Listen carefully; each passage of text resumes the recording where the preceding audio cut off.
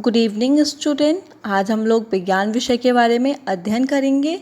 हमारा chapter number 4 जिसका नाम है ऊष्मा और तापमान पार्ट 3। प्रीवियस क्लास में हमने स्टडी करा था कि हमारा जो थर्मामीटर होता है, प्रयोगशाला थर्मामीटर और डॉक्टरी थर्मामीटर क्या होता है। आज हम पढ़ेंगे कि जो हमारे ऊष्मा का सुचालक और कुचालक क्या होते हैं, जिनको बोलते हैं bad and good conductor of heat. आज हम उनके बारे में स्टडी करेंगे। Let's we start the topic. जिन पदार्थों में ऊष्मा का संचरण या प्रवाह आसानी से हो जाता है उन्हें सुचालक कहते हैं। ठीक है, जो क्या करते हैं, ऊष्मा को एक जगह से दूसरी जगह पे भेज सकते हैं, उनमें ऊष्मा आसानी से गुजर जाती है, उनको हम बोलते हैं ऊष्मा के सुचालक। जैसे लोहा, सोना, चांदी, तांबा, पानी, मानव शरीर इत्यादि। और ठीक इसका उल्टा, जिन पदार्थों से ऊष्मा का संचलन या प्रवाह आसानी से नहीं होता उन्हें कुचालक कहते हैं। जैसे सूखी लकड़ी, प्लास्टिक, रबर, हवा, कांच इत्यादि। इसीलिए आपने देखा होगा जब हम किसी वस्तु को बिजली के खंभे के तार से चिपकाते हैं तो उसे लकड़ी के सूखे डंडे से निकाला जाता है ताकि बिजली का प्रवाह निकालने वाले के शरीर में ना आए।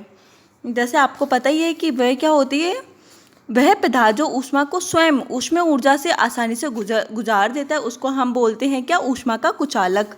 जैसे सोना, चांदी, तांबा, पानी आदि। वह पदार्थ जो स्वयं से होकर ऊष्मीय ऊर्जा का प्रवाह नहीं होने देते उन्हें हम बोलते हैं ऊष्मा के कुचालक या फिर बैड कंडक्टर ऑफ हीट, जिनसे ऊष्मा एक जगह से दूसरी जगह ट्रांसफ़र नहीं हो पाती है। जैसे कागज़, कांच, कपास, लकड़ी, प्लास्टिक, ये सारे के सारे क्या हैं, ऊष्मा के कुचालक होते हैं।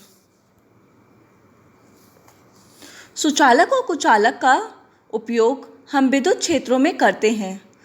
सुचालक अर्थात जिस पदार्थ या वस्तु में विद्युत धारा का प्रवाह होता है वह इसके चालकों में मुक्त इलेक्ट्रॉन की संख्या अधिक होती है, उसे विद्युत का सुचालक कहते हैं। जैसे एल्यूमिनियम, तांबा, लोहा, कॉपर इत्यादि। कुचालक अर्थात जिस पदार्थ या वस्तु में विद्युत धारा का प्रवाह नहीं होता व इसके चालकों में मुक्त इलेक्ट्रॉन ना के बराबर होते हैं उसे विद्युत का कुचालक कहते हैं। जैसे कागज़, प्लास्टिक, लकड़ी, रबर आदि। ठीक है, तो जो हमारे ऊष्मा के कुचालक और सुचालक होते हैं इनके क्या क्या उपयोग होते हैं। जैसे खाना बनाने वाले बर्तन में हम क्या करते हैं, पीतल, एल्यूमिनियम, स्टील आदि का उपयोग करते हैं ना। क्यों? क्योंकि वो क्या करते हैं, ऊष्मा के बहुत ही ज़्यादा गुड कंडक्टर होते हैं, जिससे क्या होता है, हमारा खाना जल्दी बन जाता है। वातानुकूलन या फिर शीतकाल, जो हमारे एयर कंडीशन या फिर रेफ्रिजरेटर होते हैं उनको ठंडा करने के लिए जो कुंडली होती है वो तांबे की बनाई जाती है ताकि वह ऊष्मा का संचालन अच्छे से कर सके, उसमें जो हीट है वो बहुत जल्दी से हो सके। जैसे ईंट, घास या मिट्टी को ऊष्मा के क्या कहते हैं, कुचालक कहते हैं। क्यों? क्योंकि इनमें क्या होता है, जो हीट होती है वो ट्रांसफ़र नहीं होती, उसमें हीट का फ्लो नहीं होता। का उपयोग घर बनाने के लिए विशेषकर ग्रामीण क्षेत्रों में किया जाता है। ये घरों को सर्दियों में गर्म तथा गर्मियों में ठंडा रखते हैं। ठीक है, तो जो हमारे ऊष्मा के कुचालक होते हैं ईंट और घास, ये क्या करते हैं, घर को गर्मियों में ठंडा और ठंडी में गर्म रखते हैं। खाना बनाने वाले बर्तनों एवं चाय की केतली के जो हत्थे होते हैं वो ऊष्मा के कुचालक होते हैं। जैसे लकड़ी या फिर एवरोनाइट के बने होते हैं ताकि वे गर्म ना हो एवं हम उसे सहजता से पकड़ सकें। ठीक है, तो कुचालक क्या होता है, जो देखा होगा हमारे घर में अगर कुकर होता है तो उसका जो ब्लैक कलर का जो होता है वो होता है हमारा ऊष्मा का कुचालक, जो किसका बना होता है, प्लास्टिक का बना होता है। जब क्या होता है, बाकी कुकर किसका बना होता है, एल्यूमिनियम का बना होता है, तो वो क्या करता है, हीट का गुड कंडक्टर होता है। लेकिन जो प्लास्टिक होती है वो क्या होती है, बैड कंडक्टर ऑफ हीट होती है, जिससे हम क्या करते हैं, उसको आसानी से पकड़ सकते हैं। ठीक है, अब संवहन क्या होता है, जिसको बोलते हैं कन्वेक्शन, इसे क्या कहते हैं, संवहन जब किसी स्थान की वायु संचलन और विकिरण द्वारा गर्म हो जाती है तो गर्मी पाकर वह हल्की हो जाती है। आपको पता है जब कहीं पे भी अगर कोई भी चीज़ जब गर्म होती है तो उसका वेट कैसा हो जाता है, बहुत ही ज़्यादा लाइट वेटेड हो जाती है, वो बहुत ही ज़्यादा हल्की हो जाती है। परंतु इसके आसपास ठंडी एवं भरी वायु विद्यमान होती है और जो हमारी गर्म वायु होती है इसके चारों तरफ क्या होती है, ठंडी वायु विद्यमान होती है। इस प्रकार गर्म वायु ऊपर उठ जाती है और ठंडी वायु उसका स्थान लेने के लिए नीचे आती है। इस प्रकार वायुमंडल में संवहन धाराएं उत्पन्न होती जाती हैं। इस संवहन क्रिया से समस्त वायुमंडल गर्म हो जाता है। ठीक है, आपको पता होगा कि जो संवहन क्या होता है, जिसमें क्या होता है कि जो हमारी क्या होती है, जो चीज़ गर्म होती है वो हल्के होकर ऊपर उठ जाती है और जो ठंडी वायु होती है वो कहाँ जाती है, ज़मीन पे आके उसका जो स्थान होता है उसको घेर लेती है। जैसे संवहन में तरल के भीतर जैसे कि वायु या फिर जल में संवहन धारा स्थापित हो जाती है। उदाहरण के लिए यदि जल भरे एक बर्तन को लौ के ऊपर रखा जाता है तो बर्तन की पेंदी वाला जल गर्म हो जाता है और चूँकि गर्म जल ठंडे जल से हल्का होता है इसलिए यह ऊष्मा ऊर्जा को लेकर ऊपर चला जाता है। फलस्वरूप ठंडे एवं घन जल पेदी में चला जाता है और ऊष्मा पाकर गर्म हो जाता है। यह प्रक्रिया चलती रहती है तथा बर्तन का संपूर्ण जल गर्म हो जाता है। जैसे जब क्या होता है, हम किसी भी कंटेनर में पानी भरते हैं और उसको हम गैस पे रख देते हैं तो नीचे वाले साइड का जो पानी जो गर्म होता रहता है, फिर जो उसके मॉलिक्यूल्स होते हैं वो ऊपर उठते रहते हैं और जो ठंडा पानी होता है वो नीचे आता रहता है। इस प्रकार से क्या होता है कि पूरा का पूरा पानी गर्म हो जाता है। तो ये प्रोसेस हमारी कौन सी कहलाती है, यह क्रिया हमारी संवहन की क्रिया कहलाती है। ठीक है, ऊष्मा स्तरण की वह विधियाँ जिसमें ऊष्मा तरल के एक भाग से दूसरे भाग तक तरल की गति के कारण पहुँचती है, संवहन कहलाती है।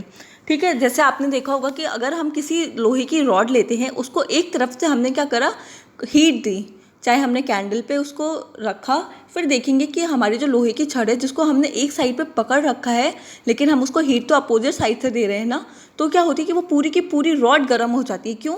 क्योंकि जो उसके जो मॉलिक्यूल्स होते हैं वो क्या करते हैं, एक के बाद एक को टैप करते हैं, एनर्जी ट्रांसफ़र करते रहते हैं। ठीक है, फिर जिससे क्या होता है कि पूरी की पूरी रॉड क्या हो जाती है, गर्म हो जाती है। तो ये क्या कहलाता है, हमारा संवहन कहलाता है कि कैसे एक मॉलिक्यूल से जो हीट होती है वो दूसरे मॉलिक्यूल में कैसे ट्रांसफ़र होती है। ठीक है, संवहन धारा का अनुप्रयोग, कौन कौन से अनुप्रयोग होते हैं इसके। हम जो हवा सांस द्वारा छोड़ते हैं वह गर्म एवं हल्की होती है। ठीक है, जब हम क्या करते हैं, अंदर ब्रीथिंग प्रोसेस करते हैं, ब्रीदिंग प्रोसेस के बाद में हम क्या करते हैं, जो गैस होती है उसको बाहर निकालते हैं, तो वो कैसी होती है, गर्म होती है और हल्की होती है बहुत। हमारे घरों में हवा के संवहन के लिए वायु निकासक को दीवार पर सबसे ऊपर लगाया जाता है ताकि गर्म वायु एवं धुआं निकल सके, जबकि स्वच्छ वायु एवं ताज़ी वायु हमारे कमरों में दरवाजे एवं खिड़कियों से नीचे आती रहे। ठीक है, तो क्या होती है, आपको पता है कि जो हमारी जब क्या होती है वायु गर्म हो जाती है तो वो क्या हो जाती है, बहुत ही ज़्यादा हल्की हो जाती है। हल्की होने के बाद में वो क्या होती है, वो कमरे के ऊपर उठ जाती है, जिससे क्या होते हैं, हम अपने घरों में वो साइड में हम उनको लगाते हैं, निकासक, वायु निकासक लगाते हैं, जिससे क्या होती है, जो गर्म हवा होती है वो बाहर निकल जाए और ठंडी और ताज़ी हवा कहाँ हो, हमारे दरवाजों और खिड़कियों से नीचे आती रहे। ठीक है, सर्दियों में अधिकांश होटलों एवं घरों को केंद्रीय रूप से गर्म किया जाता है जो संवहन धारा के सिद्धांत पर आधारित होते हैं। ठीक है, तो जो हमारे होटल्स होते हैं, घर होते हैं, उनको हम क्या करते हैं, गर्म करने के लिए भी किसका, सर्दियों में संवहन धारा का सिद्धांत अपनाते हैं। ठीक है, जिससे क्या हो, हमारे जो घर और जो कमरे हो वो कैसे रहे, गर्म रहे। दिन के समय भूमि समुद्र जल की तुलना में जल्दी गर्म हो जाती है। क्यों? क्योंकि समुद्र में क्या होता है, पानी होता है, पानी को गर्म होने में टाइम लगता है, लेकिन जो हमारा स्थल होता है उस पर क्या होती है, रेत होती है, तो रेत को गर्म होने में कम टाइम लगता है। ऐसा इसलिए होता है क्योंकि जल की विशिष्ट ऊष्माधारिता रेत या फिर भूमि की तुलना में अधिक है। भूमि पर गर्म हवाएं ऊपर उठती जाती हैं और समुद्र से ठंडी हवाएं भूमि की ओर चलने लगती हैं। इसे समुद्री समीर कहा जाता है, इसको सी ब्रिज भी बोलते हैं, जिसमें क्या होता है कि हमारे जो स्थल होता है उसकी जो गर्म हवाएं होती हैं वो उठ के समुद्र की तरफ जाती हैं और फिर वहाँ से ठंडी हवाएं वापस हमारे स्थल पे आती हैं। ठीक है, तो ये क्या कहलाता है, हमारा समुद्री समीर कहलाता है, जिसको बोलते हैं सी ब्रिज। ठीक है, ये हमारा है समुद्री समीर, जिसमें क्या होती है कि हमारे दिन के समय क्या होता है, हमारा स्थल बहुत ज़्यादा गर्म हो जाता है समुद्र की तुलना में। तो जो हमारे लैंड की जो क्या होती हैं, गर्म हवाएं होती हैं वो जाके समुद्र में जाती हैं और फिर समुद्र से ठंडी हवाएं हमारे स्थल की ओर लेके आती हैं। तो ये कहलाता है हमारा समुद्री समीर, जिसको बोलते हैं सी ब्रिज। रात के समय भूमि जल की तुलना में जल्दी ठंडी हो जाती है, फलस्वरूप समुद्र के ऊपर गर्म हवाएं ऊपर उठ जाती हैं तथा भूमि की तरफ ठंडी हवाएं समुद्र की ओर चलने लगती हैं। इसे स्थलीय समीर कहा जाता है। ठीक है, तो जो हमारा स्थलीय समीर होता है इसमें क्या होता है कि रात में जो पानी होता है वो बहुत ज़्यादा गर्म हो जाता है और स्थल कैसा हो जाता है, हमारा ठंडा हो जाता है। ठीक है, तो क्या होती हैं, जो हवाएं होती हैं वो क्या करती हैं, समुद्र से स्थल की ओर चलने लगती हैं। ठीक है, जैसे ये है हमारी कि क्या है, हमारा जो समुद्र का पानी है वो कैसा हो गया, गर्म हो गया, और जो हमारा स्थल होता है रात के टाइम पे ठंडा हो जाता है। तो हमारे स्थल से जो हवाएं होती हैं वो समुद्र की तरफ चलती हैं और फिर वापस ऐसी तरह से वो चलती रहती है, गर्म ठंडा। तो ये हमारी क्या कहलाती है, स्थल समीर कहलाती है, जिसमें स्थल से ठंडी हवाएं समुद्र की तरफ आती हैं। ठीक है, अब आप करोगे, आप अपने कॉपी में जो भी हमारी एक्सरसाइज है बुक की उसको फिल करेंगे और आप क्वेश्चन करेंगे, संवहन धारा के अनुप्रयोग की व्याख्या कीजिए। ठीक है, और इसमें आप स्थल समीर और समुद्री समीर का डायग्राम बना के अपने शब्दों में उनके बारे में लिखेंगे।